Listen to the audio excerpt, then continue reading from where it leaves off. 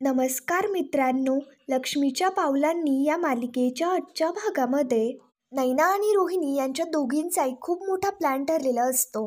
नैनाने आता तिच्या मोबाईलमध्ये रेकॉर्डिंग असलेली ती जरा मागे पुढे करून त्यामध्ये कलाचा वेगळा आवाज टाकलेला असतो आणि ती तयार झालेली रेकॉर्डिंग नैना आता इकडे रोहिणीला सेंड करून देते.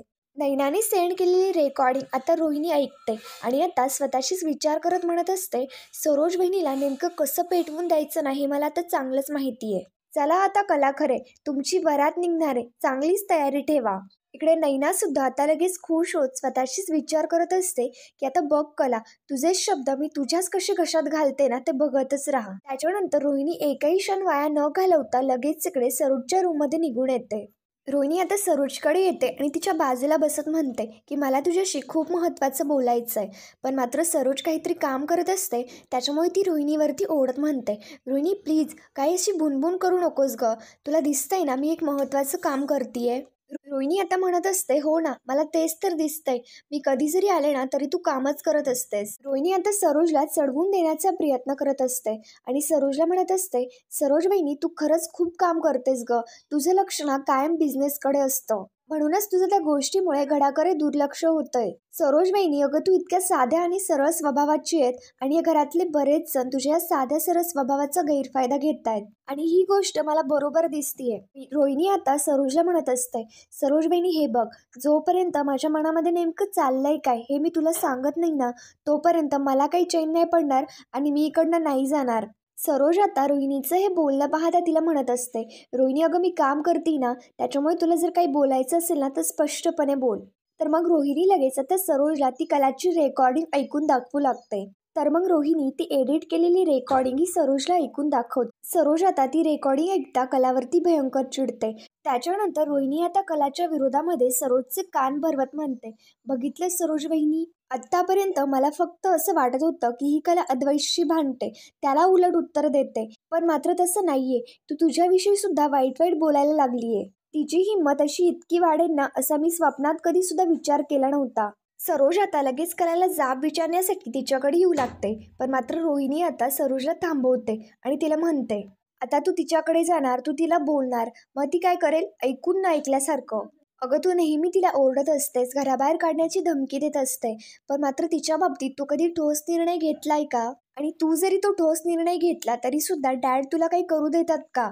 रोहिणी आता कलाच्या विरोधामध्ये सरोजचे खूपच कान भरत असते आणि सरोज सुद्धा रोहिणीच्या या बोलण्यावरती विश्वास ठेवत असते. रोहिणी आता म्हणत असते, हे बघ सरोज वहिनी, तू एकटीने वाढवलेस अद्वैतला आणि मी बघितलंय ना, आणि अद्वैतच्या मतापुढे तुझी किंमत ही शून्य आहे. अगं सरोज वहिनी तुला कळतंय का, ती आपल्या घरच्या सगळ्यांना मूर्ख समजते, आपण तिच्या पुढे काहीच नाही करू शकत, घरच्या सगळ्यांना वेठीच धरते ती, तरी सुद्धा आपण काहीच नाही करत.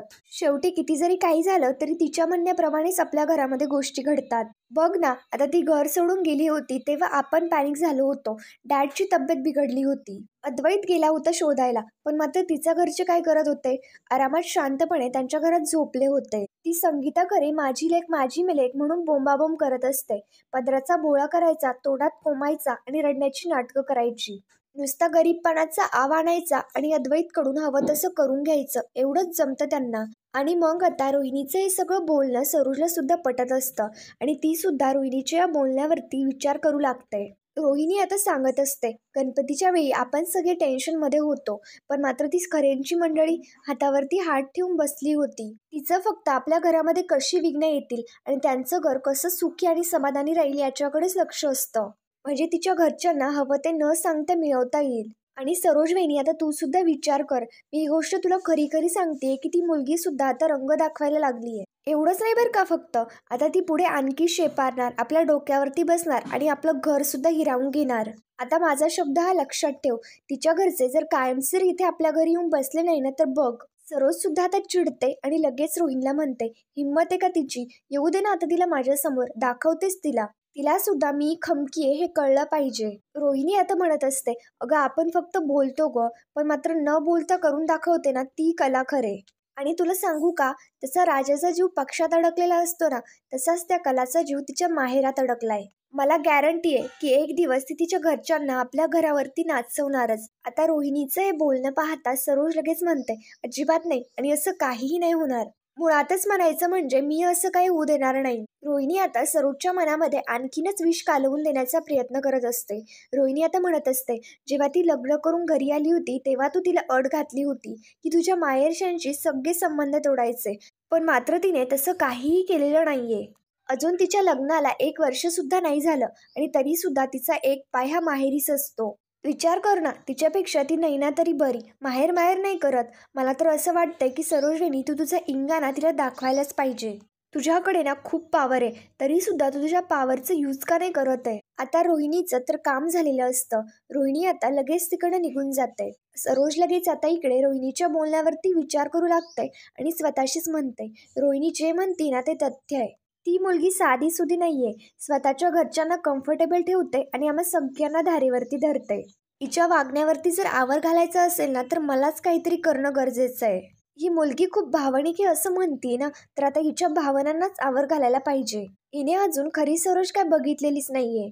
सरोज लगेच आता कोणाला तरी फोन करते आणि फोन करून म्हणते की तुमच्याकडे जरा महत्वाचं काम आहे. मला अशी माणसं हवी आहेत, ती दमदाटी करतील आणि वेळ पडली तर घरी जाऊन तोडफोड सुद्धा करतील. अशी काही माणसं ना त्रास देणारी आहेत आणि त्यांना सरळ ना आता करावंच लागेल. आणि सरोज त्यांना नेमकं काय करायचं हे समजावून सांगते. त्यानंतर आता इकडे दुसरीकडे कला तिच्या रूममध्ये साड्यांची आवरावर करत असते आणि अद्वैत तिथे बेडवरती त्याचं काम करत बसलेला असतो. त्यानंतर आता इकडे दुसरीकडे कला अद्वैतकडे येते आणि अद्वैतला म्हणते की चांदेकर, आपण एक काम करूयात. यावर्षी आपण देवयाईच्या मंगळसूत्राचं डिझाईन जरा वेगळं करायचं का? म्हणजे आपला नवीन लॉन्च पण जवळ येतोय ना, म्हणून म्हणाले. मला असं वाटतंय की देवयाईचं जे मंगळसूत्र आहे ते कोल्हापुरी साज किंवा चिंचपेटी यामध्ये काहीतरी बनवूयात. कलाचं हे बोलणं पाहता अद्वैत आता लगेच ओरडत म्हणतो की त्याची काहीही गरज नाहीये. कला आता म्हणत असते, अरे तू असं काय करतोय? मी नेमकं काय बोलतीये ते ऐकून तरी घे. आणि मी बोलतीये म्हणून विरोध करायचा असं नसतं. तुला आवडलं नाही ना तर तू सरळ सरळ नाही म्हण, पण मात्र मला माझा मुद्दा तरी मांडू दे. अद्वैतचं असं म्हणणं असतं की बोलण्यात तरी एनर्जी का वाया घालवायची आहे? आपली जी प्रथा आहे तशीच ती पुढे चालू ठेवूयात ना. आबांना देवी आईच्या उत्साहामध्ये कुठलेही बदल केलेले नाही आवडत. कला म्हणत असते, मला माहिती येते की आजोबांसाठी प्रथा आणि परंपरा खूप महत्त्वाची आहे. आता मग त्यानंतर अद्वैत कलाला म्हणत असतो, ही आयडिया तुझ्या डोक्यामध्ये आली म्हणून नाचू नकोस. तुझ्या आधी मला हे सुचलं होतं. लास्ट टाइम देवी आईच्या उत्साहामध्ये देवी आईचं जे मंगळसूत्र आहे ते मी डायमंडचं केलं होतं. ते आबांना आवडलं नव्हतं, त्यांनी ते रिजेक्ट केलं होतं. याच्यावरती कला आता म्हणते, हो ते ठीक आहे, कारण ते मॉडेल होतं. मला असं वाटतंय की आपण परंपरेच्या साचेमध्येच आपली नवीन कल्पना रुजवूयात. ठीक आहे, तुला मान्य नसेल तर नको ऐकून घेऊ, पण मी परंपरेनुसार एक मंगळसूत्राचं डिझाईन बनवते आणि मग तुला दाखवते. अद्वैत मात्र म्हणतो, मी या डिपार्टमेंटचा हेड आहे आणि मी ते अप्रूव्ह नाही करणार. पण मात्र ती कला आहे, ती काय अद्वैतचं काय ऐकून घ्यायलाच तयार नसते. आणि कला आता अद्वैतला म्हणते की तुला जे करायचे ना ते तू कर, मला जे करायचे ते मी करते. आणि फायनल डिसिजन हा तुझा नसेल, तो आबासाहेब चांदेकर यांचा असेल. त्यानंतर आता इकडे दुसरीकडे सरोजच्या प्लॅननुसार इकडे गुंड लगेच इकडे कलाच्या घरी येतात, म्हणजेच की संगीताच्या घरी येतात आणि ती दमदाटी करत करत त्यांना म्हणू लागतात की चला चला, आत्ताच्या आत्ता घर खाली करा. काजल, कलाचे बाबा, संगीता हे सगळेच त्यांना थांबवण्याचा प्रयत्न करत असतात, पण मात्र ते कोणाचं काही ऐकून न घेता घराची इकडे तिकडे तोडफोड करू लागतात आणि वस्तूसुद्धा इकडे तिकडे फेकून देत असतात. ते माणसं आता म्हणत असतात की तुम्ही आमचं नुकसान केलं, आम्ही सुद्धा तुमचं नुकसान करणार. आणि ते आता घरातल्या सगळ्या वस्तू खाली आदळत असतात, फेकून देत असतात, त्यांची तोडफोड करत असतात. काजल, कलाचे बाबा सगळेच खूप घाबरून गेलेले असतात आणि त्यांना थांबवण्याचा देखील प्रयत्न करत असतात. संगीता तर आता खूपच घाबरून गेलेली असते. काजलला काय करावं समजत नसतं, तर काजल लगेच आता इकडे कलाला फोन करते. कला फोन उचलते तर काजल लगेच कलाला म्हणते, अगं तायडे, घरामध्ये ना कोणीतरी लोक घुसली आहेत आणि अचानक तोडफोड करतायत. पूर्ण घराची नासधूस करतायत आणि आजूबाजूला तिला तिच्या बाबांचा आणि संगीताचा सुद्धा थांबा थांबा असा आवाज येत असतो. त्याच्यामुळे कला आता घाबरते आणि विचारत असते की नेमकं झालंय तरी काय. काजल आता म्हणत असते, अगं आम्ही सगळे ठीक होत, पण मात्र हे सगळे घर तोडतायत. काजल म्हणत असते, त्यांचं म्हणणं आहे की आपण हप्ते नाही भरले, पण मात्र कला म्हणत असते, अगं आपण 2 महिन्याचे आगाऊ हप्ते भरलेत आणि हे मला स्वतः आईने सांगितलंय. काजल म्हणत असते, हो आपण भरलेत ग हप्ते, पण मात्र हे लोक कोण आहे, कुठून आलेत, काहीच सांगत नाहीये आणि नुसती तोडफोड करतायत. काजल आता लगेच कलाला तिकडे बोलवून घेत असते आणि कला इकडे खूप घाबरलेली असते आणि म्हणत असते, तुम्ही फक्त काळजी घ्या, मी आलेच. इकडे अद्वैत सुद्धा कलाचं ते सगळं वागणं बघत असतो. तर मग कला लगेच अद्वैतला काहीही न सांगता गडबडीत लगेच त्याची पर्स घेते आणि लगेच इकडे खाली निघून येते. अद्वैत कलाला विचारायला लागतो, पण मात्र यामध्ये सुद्धा अद्वैत स्वतःचा स्वार्थ शोधतो. अद्वैत लगेच स्वतःचे विचार करत म्हणतो, चार भिंतीमध्ये असं चांगुलपणा दाखवून ना काहीही उपयोग नाहीये. आबांसमोर विचारायला हवं. आणि अद्वैत लगेच आता कलाच्या मागे येतो. हॉलमध्ये रोहिणी आणि आबा दोघेही बसलेले असतात. कला आता हॉलमध्ये येते, तर मग अद्वैत लगेच कलाला विचारतो, काय झालं, कुठे निघालीस तू? तर कला लगेच सांगते की आमच्या घरी काही माणसं आली आहेत आणि ती घराची तोडफोड करतायत. ती माणसं कोण आहे त्याचा आम्हाला अंदाज नाहीये, पण मात्र त्यांचं असं म्हणणं आहे की आम्ही घराचे हप्ते नाही भरले, पण मात्र घराचे हप्ते 2 महिने आगाऊ भरलेत. कला आबांना म्हणत असते की मला आत्ताच्या आत्ता घरी गेलं पाहिजे. अद्वैत लगेच आता कलाला म्हणतो, बरं ठीक आहे, तू एकटी जाऊ नकोस, मी सुद्धा येतो. आबा सुद्धा अद्वैतला म्हणतात की बरं झालं तू जातोयस, ते काय होतंय ते फोन करून कळवा. आणि लगेच कला अद्वैत दोघेही लगेच तिकडे निघून जातात. तिकडे दुसरीकडे रोहिणी आता लगेच आबांचे कान फुकवून देऊ लागते आणि आबांना म्हणते, जर हिच्या घरी एवढं सगळं घडलं असेल ना, तर देव्याईची मूर्ती ही वेळेत बनवूच शकत नाही. मग आपण एक काम करूयात, यावर्षी देव्याईची मूर्ती बनवण्याची जबाबदारी आपण राहुलला देऊयात का? बघा ना, अद्वैतला कामाचं किती प्रेशर आहे आणि शिवाय कलामध्ये जरा जास्तच रमलाय तो. मागच्या वर्षी जे घडलं ना ते यावर्षी घडायला नको म्हणून मला असं वाटतंय. पण मात्र आबा काही रोहिणीचं ते बोलणं ऐकत नाही आणि रोहिणीला म्हणतात की तडकाफडकी आपण निर्णय घेणं बरं नाही. त्याची काहीच गरज नाहीये. आपण संध्याकाळपर्यंत बघूयात की नेमकं काय होतंय ते. आणि मागच्या वर्षीचं आठवतंय का तुला? एका रात्रीच्या आतमध्ये या पोरीनं देवीआईची मूर्ती घडवली होती. त्याच्यामुळे मला खात्री आहे की आदल्या रात्री सुद्धा ही मूर्ती घडवू शकते. त्यानंतर आता इकडे दुसरीकडे सरोजचं ते सगळं काम होतं आणि ते गुंड लगेच सरोजला फोन करून कळवतात. त्यानंतर आता इकडे दुसरीकडे कला इकडे तिच्या घरी येते आणि समोर तो सगळा पसारा पाहता तिला खूप मोठा धक्का बसतो. ती लगेच तिच्या आईबाबांना सावरण्यासाठी येते. काजल आता म्हणत असते, अगं ताई, हे नेमकं चाललंय काय ना हेच कळत नाहीये. ती लोक कुठून होती, कुठनं आली, त्यांची नावं काय होती ते सुद्धा नाही माहिती. त्यांना आम्ही थांबवण्याचा खूप प्रयत्न केला. आता कलाचे बाबा म्हणतात की ते काहीही बोलले नाही, फक्त एवढंच म्हणत होते की हप्ते नाही भरले म्हणून. अद्वैत सुद्धा तो सगळा पसारा झालेला पाहत असतो. कला आता लगेच बँकेत फोन लावते. कला फोन लावत असते, पण मात्र बँकेतून कोणी फोनच नसतं उचलत. आता कलाचे बाबा खूपच घाबरून गेलेले असतात आणि लगेच ते अद्वैतच्या पाया पडत त्याला म्हणू लागतात की अद्वैतराव, तुम्हीच यातून काहीतरी मार्ग काढा. आम्ही जर पोलिसांकडे गेलो तर आमच्यासारख्या छोट्या माणसाचं कोणीच काय ऐकून नाही घेणार.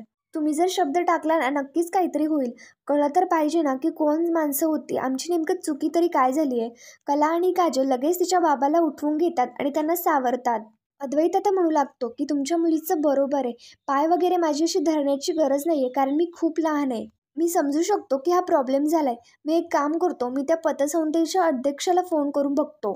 कला लगेच अद्वैतला म्हणते, अरे पण त्याचा उपयोगच नाहीये. आज रविवार आहे ना, ऑफिसमध्ये कोणीच नसेल. पण मात्र संगीताचं असं म्हणणं असतं की त्यांचा फोन ते उचलतील, ते फोन नाकारणार नाही. त्याच्यामुळे तुम्ही एकदा फोन लावून बघा. तर अद्वैत लगेच तिकडे पतसंस्थेच्या अध्यक्षाला फोन लावतो. अद्वैतचं ते फोन उचलतात आणि अद्वैत लगेच त्यांना सांगू लागतो, मिस्टर दिनकर करेना यांच्या घरामध्ये तुमची काही माणसं आली होती आणि त्या माणसांनी घरामध्ये येऊन खूप सारी नुकसान केली आणि तोडफोड सुद्धा केली आहे. मला एक सांगा, तुमच्याकडे माणूस मदत मागायला येत असतो आणि तुम्ही अशी त्याची तोडफोड कशी काय करू शकता? पण मात्र त्या माणसाकडनं अद्वैतला वेगळंच काहीतरी समजतं आणि फोन बंद झाल्यानंतर अद्वैत आता लगेच विचार करू लागतो. तर मग संगीता विचारते की जावई बापू, काय झालंय, समजा ठीक आहे ना? कला लगेच आता शांतपणे म्हणते की काय झालंय. याच्यावरती अद्वैत आता लगेच सांगू लागतो की तुमची जी मुलगी म्हणती ना ते खरं आहे. तुमच्याकडनं त्यांना आगाऊ महिन्याचे 2 हप्ते गेलेत आणि तसं त्यांनी कन्फर्म सुद्धा केलंय. पण त्यांचं असं म्हणणं आहे की त्यांच्याकडनं कोणतीही माणसं अशी तुमच्याकडे आलेली नाहीयेत. अद्वैतचं आता हे बोलणं ऐकल्यानंतर सगळ्यांनाच खूप टेन्शन येतं आणि काय करावं काहीच समजत नसतं. त्याच्यानंतर कलाचे बाबा आणि अद्वैत दोघे तिथे सोफ्यावरती बसलेले असतात. संगीता, कला, काजल हे तिथेही पडलेला सगळा प्रसाराची आवरावर करत असतात. अद्वैत आता कलाच्या बाबांना म्हणतो की मला असं समजत नाहीये की अचानक कसं काय घडलं. याच्यावरती कलाचे बाबा म्हणतात की कोणाचं तरी नक्कीच काहीतरी गैरसमज झालेला असणार आहे किंवा कोणीतरी नक्कीच हे मुद्दाम केलंय. तर त्यांना कोणालाच नेमका हा प्रकार काय हे समजत नसतं. तर मित्रांनो, पुढील भागामध्ये आपण पाहणार आहोत अद्वैत आता इकडे कलाच्या घरी गेलेला असतो. ते सरोजला काही सहन झालेलं नसतं. सरोज आता लगेच अद्वैतला कॉल करते आणि त्याला म्हणते, तुला माहिती ना की आपला त्या घराशी काहीही संबंध नाहीये. त्याच्यामुळे असशील त्या परिस्थितीमध्ये आत्ताच्या आत्ता इकडे निघून ये. अद्वैत आता म्हणतो की आई, तू काळजी करू नको. जितक्या लवकर मला शक्य होईल ना तितक्या लवकर मी निघून येईल. अद्वैत येतात त्याच्यानंतर मोबाईल चार्जिंगला लावत असतो. तेवढ्यात अद्वैतला शॉक बसतो, तर कला लगेच अद्वैतला म्हणते, "एक छोटा शॉकच तर बसलाय ना, असं वागतोय की जसं तुला खूपच मोठं काहीतरी झालंय." अद्वैत कला आता त्यांच्या घरातून चालत असतात. खाली पाणी सांडलेलं असतं, त्याच्यामुळे अद्वैतच्या पायाला ओलं लागतं. तर मग आता कला लगेच ओरडत म्हणते, की "तुला गरज नाहीये इथे थांबायची आणि तुला कोणी थांब देखील नाही म्हणलं." याच्यावरती अद्वैत आता म्हणतो, "आणि तसंही मला सुद्धा या खंडारमध्ये थांबण्याची ना थोडीही इच्छा नाहीये." तर मग कला लगेच अद्वैतकडे रागारागाने पाहू लागते. तर मित्रांनो, पुढील भागांची डेली अपडेटसाठी आमच्या शिव मराठी या चॅनलला लगेच सबस्क्राईब करा. थँक्यू.